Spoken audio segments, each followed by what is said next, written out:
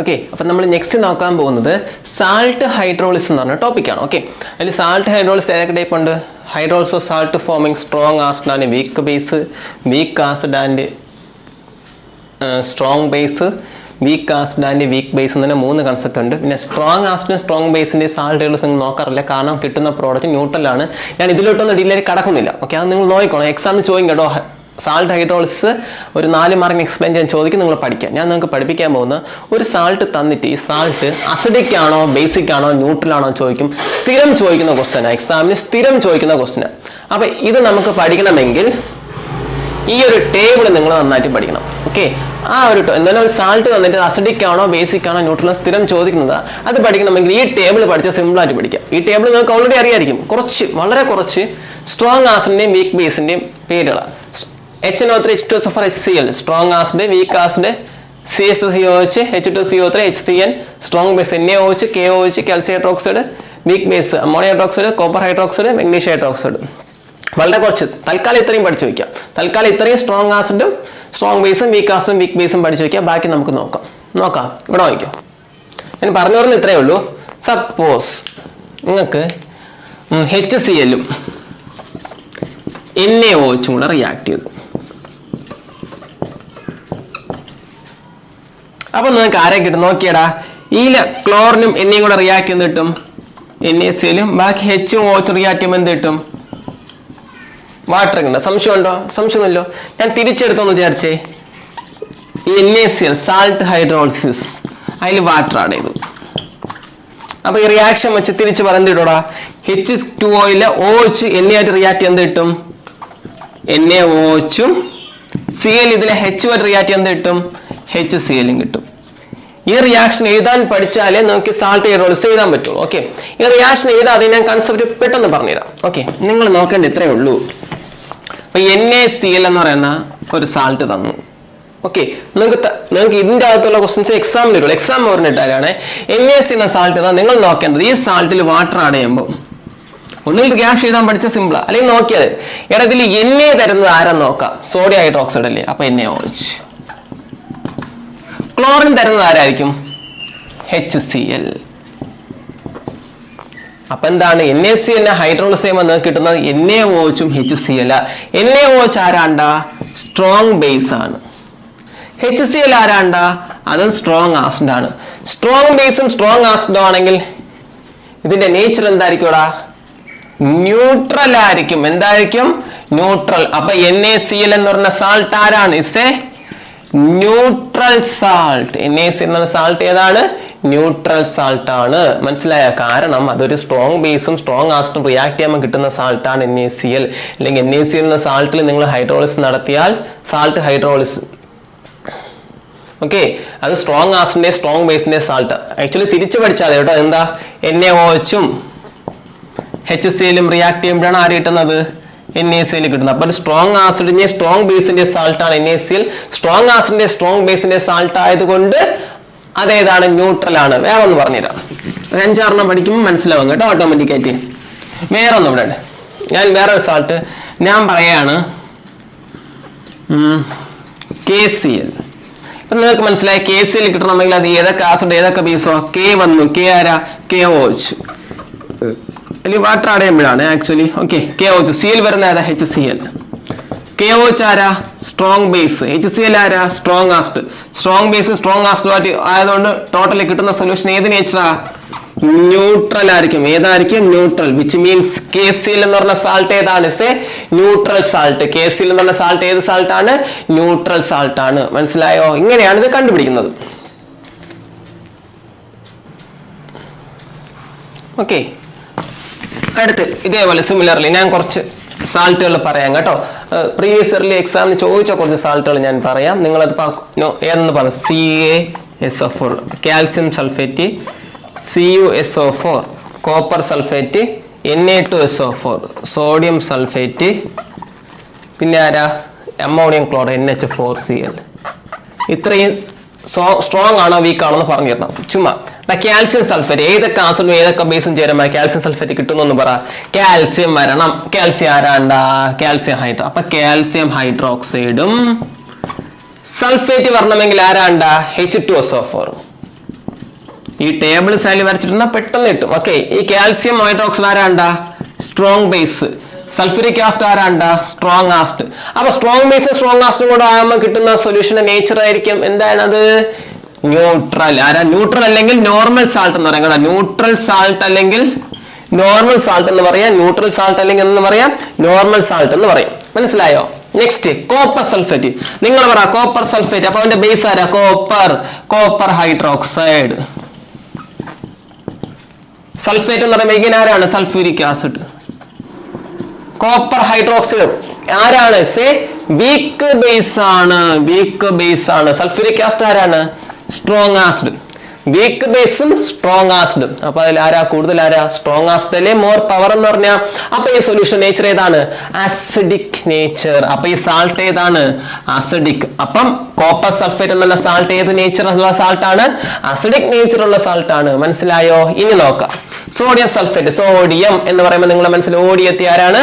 Sodium hydroxide. Sulphate എന്ന് പറയുമ്പോൾ നിങ്ങളുടെ മനസ്സിൽ ഓടിയെത്തി sulphuric acid again. Sodium hydroxide ഏത് ബേസ് ആണ്? Strong base. സൾഫ്യൂരിക് ആസിഡ് ഏത് ആസിഡ് ആണ്? Strong acid. അപ്പൊ എഗെയിൻ നിങ്ങൾക്ക് ഒരു കാര്യം മനസ്സിലായി, സ്ട്രോങ് ബേസും സ്ട്രോങ് ആസിഡും ആണെങ്കിൽ നേച്ചർ ഏതാ? ന്യൂട്രൽ. മനസ്സിലായോ? അടുത്ത രണ്ടെണ്ണം എഴുതിട്ടോ. കുറെ ടോപ്പിക്സ് കവർ ചെയ്യാനുണ്ട്, അങ്ങനെ കുറച്ച് സ്പീഡിൽ നിൽക്കുന്നത് കേട്ടോ. ഇനി അടുത്തൊന്നാണ് NH4Cl. നിങ്ങൾ പറഞ്ഞുതരണേ. NH4Cl. NH4 എന്ന് പറയുമ്പോൾ നിങ്ങളെ മനസ്സിൽ ഓടിയെത്തണം NH4OH പാർട്ട്. അത് NH4OH. ക്ലോറിൻ എന്ന് പറഞ്ഞപ്പോൾ നിങ്ങൾ മനസ്സിൽ ഓടിയെത്തി HCl. NH4OH ആരാണ്? വീക്ക് ബേസ് ആണ്. HCl ആരാണ്? സ്ട്രോങ് ആസിഡ് ആണ്. Base weak, acid strong. അപ്പൊ ഈ സാൾട്ടിന്റെ നേച്ചർ ഏതാണ്ട? Acidic nature. അപ്പൊ അത് ഏത് സാൾട്ട് ആണ്? Acidic salt. അപ്പൊ NH4Cl ഏത് സാൾട്ട് ആണ്? Acidic salt. അടുത്ത ക്വസ്റ്റ്യൻ CH3COONE. CH3COO എന്ന് പറയുമ്പോൾ നിങ്ങളുടെ മനസ്സിൽ ഓടി വരേണ്ട ആരാണ്? CH3COOH. ഓക്കെ, എന്ന് പറയുമ്പോൾ നിങ്ങളുടെ മനസ്സിൽ ആരോടിയെത്തും? NaOH. ഇത് വീക്ക് ആസിഡ്, ഇത് സ്ട്രോങ് ബേസ്. വീക്ക് ആസിഡും സ്ട്രോങ് ബേസും. അപ്പൊ ഈ സൊല്യൂഷൻ നേച്ചർ ഏതാണ്? ബേസിക് സാൾട്ട് അല്ലെങ്കിൽ ആൽക്കലൈൻ. ബേസിക് എന്ന് പറഞ്ഞാൽ മതി. Basic salt. അപ്പം CH3CONA സോഡിയം അസറ്റേറ്റ് എന്ന് പറഞ്ഞ സാൾട്ട് ഏത് സാൾട്ട് ആണ്? Basic salt. ഏത് സാൾട്ട് ആണ്? Basic salt. മനസ്സിലായോ? Another example NaCN. Na എന്ന് പറയുമ്പോൾ നിങ്ങളുടെ മനസ്സിൽ ഓടിയെത്തേണ്ട ആരാണ്? NaOH. Cn എന്ന് പറയുമ്പോൾ ആരാണ്ടാ? HCN. മനസ്സിലായോ? NaOH ആരാണ്? സ്ട്രോങ് ബേസ് അല്ലേ? HCN ആരാണ്? വീക്ക് ആസിഡ് അല്ലേ?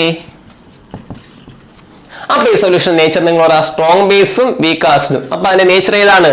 ബേസിക്. ഏതാണ്? ബേസിക്. അപ്പൊ NaCN എന്ന സാൾട്ട് ആരാണ്? ബേസിക് സാൾട്ട് ആണ്. ക്ലിയർ ആയോ? എക്സാമിന്റെ ക്വസ്റ്റ്യൻ ഇതാണ്.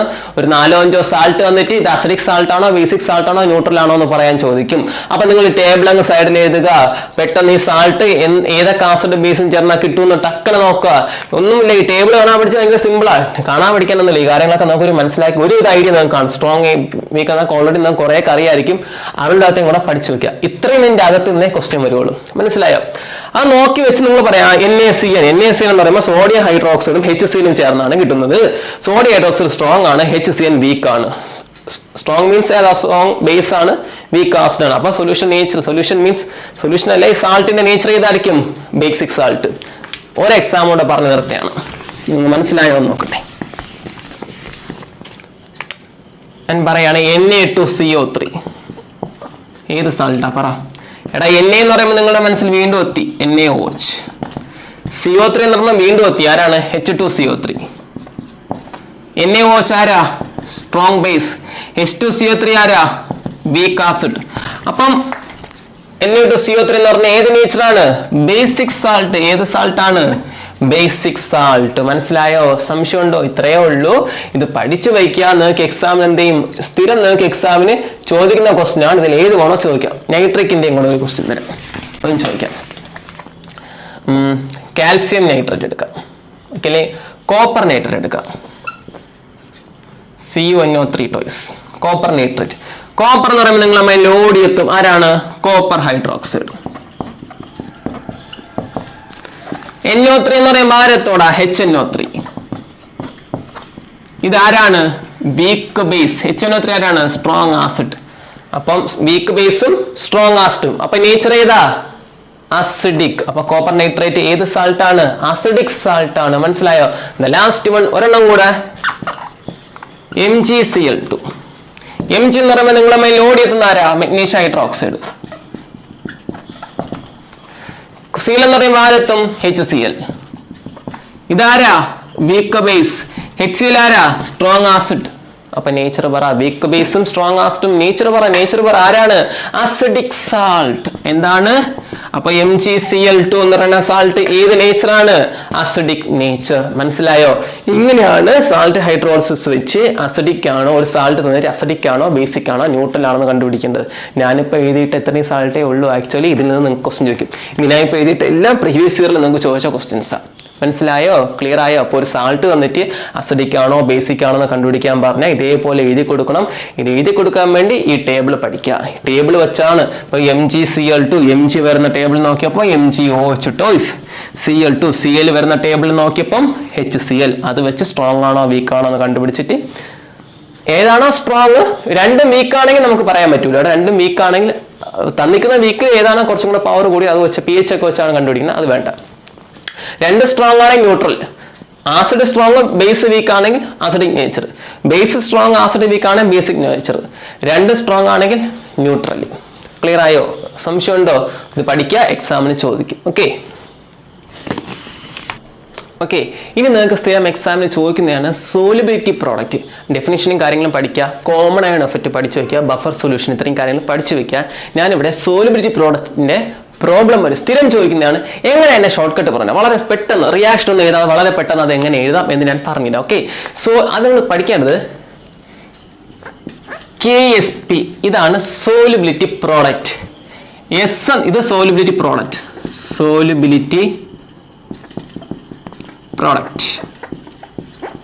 ഇത് സോലിബിലിറ്റി കേട്ടോ. ഇത് സോലിബിലിറ്റി. അപ്പൊ S എന്ന് പറഞ്ഞാൽ സോലിബിലിറ്റി, KSP എന്ന് പറഞ്ഞാൽ സോലിബിലിറ്റി പ്രോഡക്റ്റ്. ഇവ തമ്മിലുള്ള റിലേഷൻ ഉണ്ട്. റിലേഷൻ എങ്ങനെ മനസ്സിലാക്കാന്ന് അതിന്റെ AB ഒക്കെ ഇട്ട് പറഞ്ഞുതരാം. പിന്നെ റിയാക്ഷൻ വെച്ച് ഞാൻ പറഞ്ഞുതരാം. നിങ്ങൾക്ക് മനസ്സിലാവും, 100% മനസ്സിലാവും. ശ്രദ്ധിച്ചോ. ഒരു AB എന്ന് പറയുന്ന ടൈപ്പ് കോമ്പൗണ്ട് അല്ല KSPയും S എന്നുള്ള റിലേഷൻ ഞാൻ പറഞ്ഞുതരാം. KSP = ഇവിടെ A അല്ലേ, Aക്ക് പോലെ ഒരു S കൊടുക്കാം.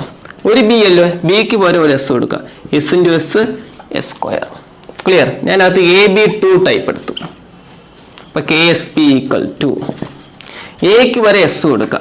ഇവിടെ B2 ഇല്ലേടാ, അതുകൊണ്ട് 2S കൊടുക്കുക. അവന്റെ സ്ക്വയറും അങ്ങ് കൊടുക്കുക. 2 ആയതുകൊണ്ട് എന്ത് കൊടുക്കുക? സോൾവിറ്റ് എത്ര കൊടുക്കുക? 2S കൊടുക്കുക, സ്ക്വയറും കൊടുക്കുക. അപ്പൊ എന്ത് വരൂടാ? S × 2² 4S². അപ്പൊ എന്തായിട്ട് മാറൂടാ? SS S³ 4S³ ആയിട്ട് മാറും. നോക്കിയടാ. അടുത്ത AB3 നിങ്ങൾക്ക് മനസ്സിലായി. KSP എന്ന് പറഞ്ഞാൽ ആരാണ്ടാ? S × ആരാ? B3 ഇല്ലേടാ, അപ്പം 3S കൊടുക്ക. റൈസ് ടു ആരെന്നെ കൊടുക്ക? 3 തന്നെ കൊടുക്ക. അപ്പൊ ആരടാ? 3³ 27, S⁻3ഉം. അപ്പൊ എന്താണ്? S × 27 S⁻3 that is 27 S⁻4. മനസ്സിലായോ? ഇനി വീണ്ടും ബാക്കി AB4 വന്നാലോ? KSP പറ. മനസ്സിലായി? A എന്ന് പറഞ്ഞ S × B4 അല്ലേ. അപ്പൊ നിങ്ങൾ എന്ത് ചെയ്യും? 4S⁻4. 4S⁴ 64 അല്ലേ. 4S⁴ എത്രയാ? 4 16 64 256 അല്ലേ. 250. അപ്പൊ 256 S⁻5. സിമ്പിൾ അല്ലേ. അപ്പൊ ഞാൻ പറയണ KSP എന്ന് പറഞ്ഞ ഇത് A2B3. അപ്പൊ നിങ്ങൾ KSP പറ. KSP = A2 എന്ത് കൊടുക്ക? 2S² × B3 എന്ത് കൊടുക്ക? 3S³ 2² × 3S³. അപ്പൊ എന്തായിട്ട് മാറും പറ?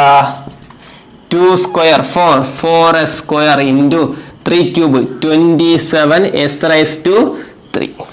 മനസ്സിലായി? ഇനി ഇത് മൾട്ടിപ്ലൈ ചെയ്യുമ്പോൾ എന്ത് കിട്ടും? 80 108 s⁵5. ഇങ്ങനെയാണ് സിമ്പിൾ റിലേഷൻ എന്ന് പറഞ്ഞാൽ എഴുതേണ്ടത്. മനസ്സിലായോ? സിമ്പിൾ അല്ലേ? പിടി കിട്ടിയോ? എഴുതാൻ മനസ്സിലായോ? ഇതാണ് KSPയുടെ റിലേഷൻ എന്ന് പറഞ്ഞാൽ.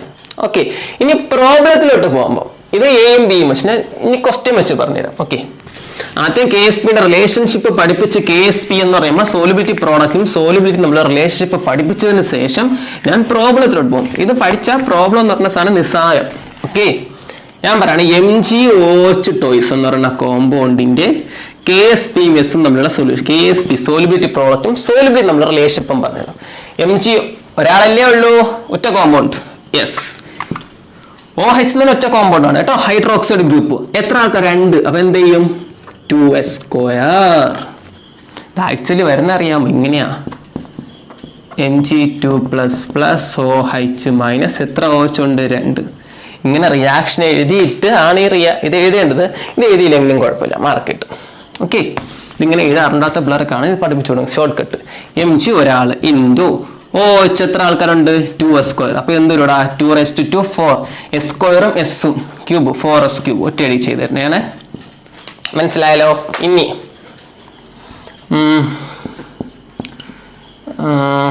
ഏതാ കോമ്പൗണ്ട് FeOH ട്രൈസ്. എന്താ പറ? അല്ലെ, അലുമിനിയം ഹൈഡ്രോക്സൈഡ് ചോദിച്ചിട്ടുണ്ട്. അലുമിനിയം ഹൈഡ്രോക്സൈഡ്, അലുമിനിയം എത്രയാ? KSPSഉം പറ. അലുമിനിയം ഒരാൾ, അപ്പൊ S ഇൻറ്റു OH. ഇവിടെ എത്ര ആൾക്കാരുണ്ടാ? 3 ആൾ. അപ്പൊ നിങ്ങൾ എന്തിടും? 3s⁵3. ബാക്കി 3³ 27 s⁴. മനസ്സിലായോ? ഇനി ഇതേപോലെ പ്രീവിയസ് ഇയറിൽ ചോദിച്ച 2 ക്വസ്റ്റ്യൻസ് തരാം കേട്ടോ.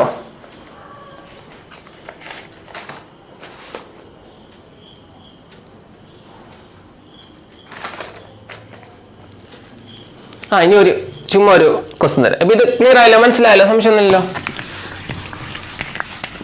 MgSO4 ഇങ്ങനെ തന്നാലോ? KSP തെറ്റിപ്പോയിരിക്കാൻ കൺസെപ്റ്റ് പറയണേ. Mg ഒരാൾ ഇൻറ്റു, ഇനി തെറ്റിച്ച് S ഒരാൾ ഓഫ് ഒരാൾ എടുക്കൽ. ഇത് ഒറ്റ കോമ്പൗണ്ട് ആണ് കേട്ടോ, അപ്പൊ ഒരാളേ ഉള്ളൂ. അപ്പൊ ആരാ? s². മനസ്സിലായി? SO4 എന്ന് പറഞ്ഞാൽ ഒറ്റ കോമ്പൗണ്ടാ, അപ്പൊ അത് ഒരാളേ ഉള്ളൂ. അപ്പൊ S ഇൻറ്റു S s². KSPയും എസും തമ്മിലുള്ള റിലേഷൻ. മനസ്സിലായോ? മനസ്സിലായെന്ന് പ്രതീക്ഷിക്കുന്നു. ഞാൻ ഇനി പ്രോബ്ലത്തിലോട്ട് കയറാണ് കേട്ടോ. മനസ്സിലായോ? സോലിബിലിറ്റി പ്രോഡക്റ്റും സോലിബിലിറ്റി തമ്മിലുള്ള റിലേഷൻ രണ്ടും എന്താണെന്ന് ഞാൻ പറയുന്നില്ല, നിങ്ങൾ പ്രോബ്ലത്തിന് വേണ്ടിയാണ് പഠിപ്പിക്കുന്നത്. Relation between solubility product and solubility. Okay, നമുക്കിനി സ്ഥിരം പ്രീവിയസ് ഇയറിലെ സോലിബിലിറ്റി പ്രോബ്ലം ചോദിക്കുന്ന ഒരു 3-4 ക്വസ്റ്റ്യൻ ഇപ്പം ചെയ്യാം കേട്ടോ. ഫസ്റ്റ് ഒരു ക്വസ്റ്റ്യൻ ഇവിടെ കിടപ്പുണ്ട്. ക്വസ്റ്റ്യൻ ഇവിടെ പോയി. Okay, the solubility of question ഞാൻ എഴുതിയിടാം, കേട്ട് എഴുതിയെടുത്തോട്ടോ നിങ്ങൾ. ദ സോലിബിലിറ്റി ഓഫ് 2017 ചോദിച്ച ക്വസ്റ്റ്യൻ ആണ്. The solubility of MgOH toys is, solubility തന്നിട്ടുണ്ട്. എത്രയാ? MgOH toys is 1.5 into 10⁻⁻⁴. Calculate solubility product. Okay, ഇതാണ് ക്വസ്റ്റ്യൻ. സോലിബിലിറ്റി തന്നിട്ടുണ്ട്, കാൽക്കുലേറ്റ് സോലിബിലിറ്റി പ്രോഡക്റ്റ്. അപ്പം സോലിബിലിറ്റി എന്ന് പറഞ്ഞാൽ എസ് എത്ര തന്നിട്ടുണ്ട്? 1.5 into 10⁻⁴ തന്നിട്ടുണ്ട്. നമുക്ക് കണ്ടുപിടിക്കേണ്ടത് എന്താണ്? സോലിബിലിറ്റി പ്രോഡക്റ്റ് KSP ആണ് കണ്ടുപിടിക്കേണ്ടത്. KSP കണ്ടുപിടിക്കാം. ക്വസ്റ്റ്യൻ ആരാണ്ടാ? MgOH toys. അപ്പൊ ആദ്യം നിങ്ങൾ KSPയും സോലിബിലിറ്റി തമ്മിലുള്ള റിലേഷൻ എഴുതുക. നേരത്തെ പഠിപ്പിച്ചു. Mgക്ക് പകരം ആര് കൊടുക്കുക? ഒരു S കൊടുക്കുക ഇൻറ്റു OHന്റെ പകരം OH ഒറ്റ ഗ്രൂപ്പ്. OH എത്ര ആൾക്കും? 2. അപ്പൊ എന്ത് കൊടുക്കുക? 2s the whole square. അപ്പൊ ഇവിടെ എന്തായാലും മാറൂടാ? S ഇൻറ്റു 2² എത്ര? 4. S². 4 s²ഉം എസും കൂടെ s³ അല്ലെ? x⁻⁻⁴ x⁻⁻⁴ ഒക്കെ നിങ്ങൾക്ക് അറിയാം. 4s³. അപ്പൊ KSP എന്തെന്ന് കിട്ടി relation? KSP equal to 4s³, which means KSP equal to 4 into S ന്റെ ക്യൂബ്. S എന്ന് പറഞ്ഞ ക്വസ്റ്റ്യൻ ഉണ്ടാരാ? 1.5 into 10⁻⁻⁴. ഇവന്റെ എന്തെടുക്ക? ക്യൂബ് എടുക്ക. KSP ആണ് ആരെന്ന് പറഞ്ഞാൽ സോൾബിലിറ്റി പ്രോഡക്റ്റ്. അങ്ങനെ ചെയ്യുമ്പോൾ നിങ്ങൾക്ക് കിട്ടുന്ന ആൻസർ വേണമെങ്കിൽ നിങ്ങൾ ചെക്ക് ചെയ്യുക. ഇവിടെ ചെയ്ത് വെച്ച് കിട്ടിയ ആൻസർ 1.35 into 10⁻11 എന്ന് നിങ്ങൾക്ക് ആൻസർ കിട്ടും. ചിലപ്പോൾ ഞാൻ അത് കാൽക്കുലേറ്റർ അടിച്ചപ്പം കിട്ടിയതാണേ. നിങ്ങൾ വേണം ചെക്ക് ചെയ്യാൻ നോക്കുക. ഇതാണ് ചെയ്യേണ്ട മെത്തേഡ്. മനസ്സിലായോ? ഇത്രയേ ഉള്ളൂ. ഫൈൻ, സിമ്പിൾ അല്ലേ? സിമ്പിളാ. ഈ സോളിഡ് പ്രോഡക്റ്റ് എന്ന് വളരെ സിമ്പിൾ ടോപ്പിക്കാണ്. നിങ്ങൾ കറക്റ്റാ പഠിച്ചാൽ വളരെ സിമ്പിളാ. മനസ്സിലായോ?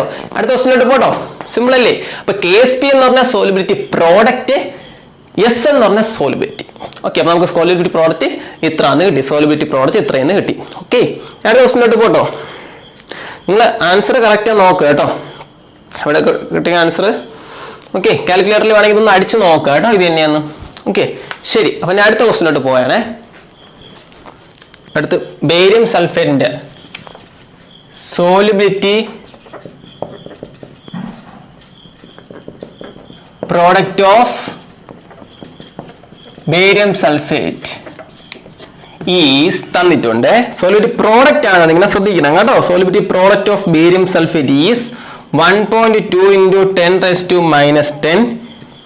Calculate solubility.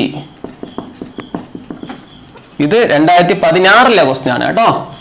അപ്പൊ നിങ്ങൾക്ക് തന്നിട്ടുള്ളത് സോലിബിലിറ്റി പ്രോഡക്റ്റ് ആണ്. അപ്പൊ ആരാ തന്നിട്ടുള്ള? KSP ആണ് സോലിബിലിറ്റി പ്രോഡക്റ്റ്. അതിന്റെ എത്രയാ? 1.2 × 10⁻10. നമുക്ക് കണ്ടുപിടിക്കേണ്ട ആരാ? യെസ്, നേരത്തെ പോലെ തന്നെ നമുക്ക് ചെയ്തു തുടങ്ങാം. ഓക്കെ, നമ്മുടെ കോമ്പൗണ്ട് ആരാണ്ടാ? Barium sulphate. അപ്പൊ KSP S നമ്മൾ റിലേഷൻ പറ. KSP = ബേരിയത്തിന് പകരം S എന്ന് ഓർത്ത് ഇൻറ്റു ഞാൻ പഠിപ്പിച്ചു. SO4 എന്ന് പറഞ്ഞാൽ ഒറ്റ കോമ്പൗണ്ട്, ഒരാളെ ഉള്ളൂ. യെസ്, ഒന്നിൽ കൂടുതൽ ആളുണ്ട് ഇങ്ങനെ കൊടുക്കും, 2 or 3 കൊടുത്തിരിക്കും കേട്ടോ. ഇത് ഒറ്റ കോമ്പൗണ്ട് കേട്ടോ. നിങ്ങൾ ചാടി കയറി S-ന് 1 കൊടുത്ത് ഈ O4 4 എന്ന് വിചാരിച്ച് കൊടുത്തളല്ലേ. SO4 എന്ന് പറഞ്ഞാൽ ഒറ്റ കോമ്പൗണ്ട് ആയിട്ട് കൺസിഡർ ചെയ്യണം കേട്ടോ, ബേരിയം സൾഫേറ്റ്. അപ്പൊ S-ന്റെ S ആരാണ്? S². അപ്പൊ KSP = ആരാ? S². നിങ്ങൾക്ക് അവിടെ കണ്ടുപിടിക്കേണ്ട S അല്ലേ? അപ്പം തിരിച്ച് S² = KSP. അവിടെ നിന്ന് S എന്ന് പറഞ്ഞ ആരാ? √KSP. ഇനി എല്ലാം മാത്തമെറ്റിക്സ് ആണ്, ബാക്കി നിങ്ങൾക്ക് അറിയാം. ദാറ്റ് ഇസ് S = KSP യുടെ വാല്യൂ എത്ര? 1.2 × 10⁻10. നിങ്ങൾക്ക് അങ്ങനെ KSP കണ്ടുപിടിച്ച് നിങ്ങൾ ആൻസർ എടുക്കുമ്പോൾ നിങ്ങൾക്ക് കിട്ടുന്നത് 0.019 എന്ന് കിട്ടും കേട്ടോ. 0.019 നിങ്ങൾ ചെയ്ത് നോക്കട്ടെ കാൽക്കുലേറ്ററിൽ. 0.019. സോലിബിലിറ്റി ആണ് യൂണിറ്റ്. മൊളാരിറ്റി യൂണിറ്റ് M വേണം കൊടുക്കാതിരിക്കണം ഇഷ്ടം. Unit M, molarity molar M എന്ന് വേണമെങ്കിൽ കൊടുക്കാം. ഓക്കെ, അപ്പൊ സോലിബിലിറ്റി എത്ര കിട്ടി? 0.19. നിങ്ങൾ കാൽക്കുലേറ്ററിൽ അടിച്ചു നോക്കിയാൽ കേട്ടോ. മനസ്സിലായോ? സിമ്പിൾ അല്ലേ? നേരത്തെ ക്വസ്റ്റ്യൻ സോലിബിലിറ്റി തന്നിട്ട് സോലിബിലിറ്റി പ്രോഡക്റ്റ് കണ്ടുപിടിക്കാൻ ചോദിച്ചു. ഈ ക്വസ്റ്റിനോ സോലിബിലിറ്റി പ്രോഡക്റ്റ് എന്നിട്ട് സോലിബിലിറ്റി കണ്ടുപിടിക്കാൻ ചോദിച്ചു. മനസ്സിലായോ? സിമ്പിൾ അല്ലേ? ഒരു പ്രോബ്ലം കൂടെ എടുത്തുതരാം. അത് കുറച്ച് ടഫായിട്ട് വരുന്ന പ്രോബ്ലം ഒരെണ്ണം കൂടെ തരാം കേട്ടോ. ഓക്കെ, കുറച്ച് സ്പീഡിൽ എടുക്കുകയാണ്, കാരണം കുറേ ടോപ്പിക് കവർ ചെയ്യാൻ ഉള്ളതുകൊണ്ടാണ്.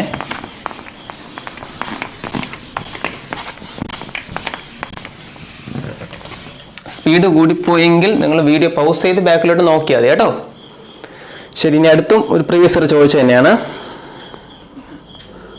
അടുത്തത്. ഏറ്റവും വലിയ വർഷം ചോദിച്ചുള്ള സോലിബിലിറ്റി പ്രോബ്ലം തന്നെയാണ് കേട്ടോ. ഇക്വിലിബ്രിയത്തിൽ നിന്ന് എല്ലാ വർഷവും സോലിബിലിറ്റി പ്രോഡക്റ്റ് നിർബന്ധമായിട്ട് അവർ ചോദിക്കുന്നുണ്ട്, കറക്റ്റായിട്ട് ചോദിക്കുന്നുണ്ട്. ഇത് നല്ല ക്വസ്റ്റനാണ്. ചിലപ്പോൾ തെറ്റിപ്പോകാൻ ചാൻസ് ഉള്ള ക്വസ്റ്റനാണ്, അതുകൊണ്ട് ചെയ്തു തരാം. ഞാനത് പോലെ ഞാൻ സോലിബിലിറ്റി പ്രോഡക്റ്റ് എന്ന് പറഞ്ഞാൽ KSP എന്ന് പറയുന്നത് കേട്ടോ. ദി KSP ഓഫ്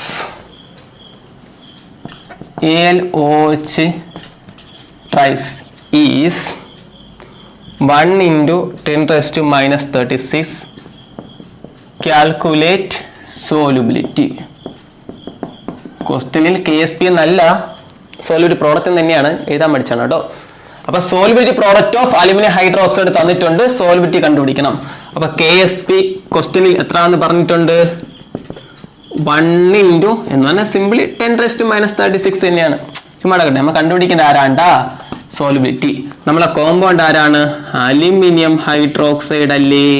അപ്പൊ KSPയും S തമ്മിലുള്ള റിലേഷൻ പറ. KSP = അലുമിനിയം ഒരാള്, S × OH 3 ആള്. അപ്പൊ എന്തിടും? 3S ⁻3. അപ്പൊ അവിടെ എന്ത് വന്നു? 3³ 27, S3 × S 27, S4. നമ്മൾ കണ്ടുപിടിക്കേണ്ട S അല്ലേ? അപ്പൊ ഞാൻ തിരിച്ചെഴുതിയേ 27 S4 = KSP. സംശയമൊന്നുമില്ലോ. ഇനി വാല്യൂ എടുത്ത് കൊടുത്ത് ചെയ്യാം. Okay, 27 s raised to 4 27 s raised to 4 equal to k speed value കൊടുക്കുക. എന്താണ് 1 into 10 raised to minus 36. അവിടെ s raised to 4 equal to 27 താഴെ 1 into 10 raised to minus 36 by 27. ഇനി ചിലപ്പോൾ നിങ്ങൾക്ക് ചെയ്യാൻ അറിഞ്ഞൂടായിരിക്കാം, ചില കുട്ടികൾക്ക് അറിയായിരിക്കും. എസ് ഈക്വൽ ടു ഈ 4 അപ്പുറത്ത് പോകുമ്പോൾ 4th റൂട്ട് ആയി മാറും. സ്ക്വയർ അപ്പുറത്ത് പോകുമ്പോൾ സ്ക്വയർ റൂട്ട് ആവുന്നാലും 4th റൂട്ട്. നിങ്ങൾ 4th റൂട്ട് ഒന്നും അടിക്കേണ്ട, ഇങ്ങനെ എടുത്താൽ മതി. 1 into 10 raised to minus 36 by 27 the whole raised to 4 അപ്പുറത്ത് പോകുമ്പം 1 by 4. ഇത്രയും ചെയ്തിട്ട് ഇതിൻ്റെ അകത്തുള്ള നിങ്ങൾ ചെയ്യാൻ പഠിപ്പിച്ചു തരാം. ഇതിൻ്റെ അകത്തുള്ള ടൈം ആദ്യം കാൽക്കുലേറ്ററിൽ കണ്ടുപിടിക്കുക. കിട്ടുന്ന answer raise to 1 by 4. Raise to എടുക്കുക അറിയാലോ, ഈ സാധനം കൊടുക്കുക 1 by 4 കൊടുക്കുക. കാൽക്കുലേറ്ററിൽ ഇത്രയും സാധനം ആദ്യം ചെയ്യുക, അതിന്റെ റൈസ് ടു എന്ത് ചെയ്യുക 1 by 4 എടുക്കുക. അല്ലെങ്കിൽ എന്താ ഇങ്ങനെ കൊടുത്തിട്ട് 4th റൂട്ട് ഇട്ട് ചെയ്യാം, അത് വേണ്ട കേട്ടോ. ഇനി ഈ 4 നമ്മളിപ്പം സ്ക്വയർ ഇപ്പം s square equal to 2 s equal to 2 അപ്പുറത്ത് പോകും s square equal to 10 s equal to അപ്പുറത്ത് പോകുമ്പോൾ 2 അപ്പുറത്ത് പോകുമ്പോൾ റൈസ് ടു 1 by 2 ആവും. ഇവിടെ 5 ആയിരുന്നെങ്കിൽ അപ്പുറത്ത് പോകുമ്പോൾ റൈസ് ടു 1 by 5 ആവും. മനസ്സിലായോ, കാര്യം പിടി കിട്ടിയോ? അപ്പൊ ഇങ്ങനെയായിട്ട് ചെയ്യണം കേട്ടോ. ഈ ടേം കാൽക്കുലേറ്ററിൽ സെപ്പറേറ്റ് കണ്ടുപിടിച്ചിട്ട് റൈസ് ടു 1 by 4 എടുക്കുക. നിങ്ങൾ ചെയ്യുമ്പോൾ നിങ്ങൾക്ക് കിട്ടുന്ന ആൻസർ, കാൽക്കുലേറ്ററിൽ ചെയ്യുമ്പോൾ നിങ്ങൾക്ക് കിട്ടുന്ന answer 4.386 into 10 raised to minus 10 എന്ന് കിട്ടും കേട്ടോ. മോളാർ എന്ന് വേണമെങ്കിൽ കിട്ടും കേട്ടോ. ഇതാണ് ആൻസർ. ശ്രദ്ധിക്കേണ്ട കാര്യം, ഇത് കാൽക്കുലേറ്റർ അടിച്ച് തെറ്റിക്കരുത്. 1 into 10 raised to minus 36 by 27 ആദ്യം ചെയ്യുക, അപ്പോൾ ഒരു ആൻസർ കിട്ടും. കിട്ടുന്ന ആൻസർ റൈസ് ടു 1 by 4 എന്ന് അടിക്കുക കേട്ടോ, തെറ്റിക്കരുത് കേട്ടോ. മനസ്സിലായല്ലോ. ഇനി ഒരു കുഞ്ഞു കാര്യം കൂടെ പറഞ്ഞുതരാം, കാരണം നേരത്തെ ക്ലിയർ നമ്മൾ സാർട്ട് ലിസ്റ്റ് ടോപ്പിക്ക് പഠിപ്പിച്ചല്ലോ, അതിൽ ഇയാളെയും കൂടെ എഴുതി ചേർക്കുക കേട്ടോ. നൈട്രസ് ആസിഡ് വീക്ക് ആസിഡിന്റെ കൂടെ വീക്ക് ആസിഡിൽ HNO2 കൂടെ എഴുതി ചേർക്കുക കേട്ടോ. ഒരു ഇയറിൽ ചോദിച്ചു HNO2 എഴുതി ചേർക്കുക കേട്ടോ. HNO2 എഴുതി ചേർക്കാൻ കാരണം നിങ്ങളടുത്ത് NaNO2 ഒരു ഇയറിൽ ചോദിച്ചു കേട്ടോ. NaNO2 ഏത് സാൾട്ട് എന്ന്, അസിഡിക് ആണോ ബേസിക് ആണോ ന്യൂട്രൽ ആണോ? NaNO2 പറയുമ്പോൾ നിങ്ങളുടെ മനസ്സിൽ ആദ്യം എത്തണം Na എന്ന് പറഞ്ഞാൽ ആരാണ്? NaNO2 ആരൊക്കെ ചേർന്നുണ്ടാവാം പറ? NaOH. അപ്പൊ NO2 എന്ന് പറയുമ്പോൾ ഓടി ആരെത്തണം? HNO2 എത്തണം. നമുക്കറിയാം NaOH ആരാ? Strong base. HNO2 ആരാണ്ടാ? Weak acid. അപ്പൊ അവന്റെ നേച്ചർ ഏതാണ്? ബേസിക്. ഏത് നേച്ചറാണ്? ബേസിക്. അപ്പൊ NaNO2 ഏത് സാൾട്ട് ആണ്? ബേസിക് സാൾട്ട് ആണ്. ഓക്കെ, ഈ HNO2 NaNO2 കൂടെ ഒരു ഇയറിൽ ചോദിച്ചു. അപ്പൊ HNO2 കൂടെ വീക്ക് ആസിഡിൽ എഴുതി ചേർക്കാം. ഓക്കെ, ക്ലിയർ ആയോ? അപ്പൊ ഇത്രയും ടോപ്പിക്ക് പഠിക്കാം, വളരെ ഇമ്പോർട്ടന്റ് ആണ്, എക്സാമിന് ചോദിക്കും. കോമൺ ആയ എഫക്റ്റും കൂടെ നിങ്ങൾ ഡെഫിനിഷൻ പഠിച്ചു പോകണം കേട്ടോ. ഇത്രയും പഠിച്ച ഇക്വിലിബ്രിയം ഓൾമോസ്റ്റ് കംപ്ലീറ്റ് ആണ്. ഓക്കെ, അപ്പൊ ഇതിൽ എന്തെങ്കിലും ഡൗട്ട് ഉണ്ടെങ്കിൽ ചോദിക്കുക. വീഡിയോ കുറിച്ചുള്ള കമന്റ്സ് ഒക്കെ എന്ത് ചെയ്യുക, കമന്റ് ബോക്സിൽ ഇടുക. ഇനിയും ഈ ചാനൽ സബ്സ്ക്രൈബ് ചെയ്യാൻ ഉണ്ടെങ്കിൽ സബ്സ്ക്രൈബ് ചെയ്യുക. ഓക്കെ, ശരി.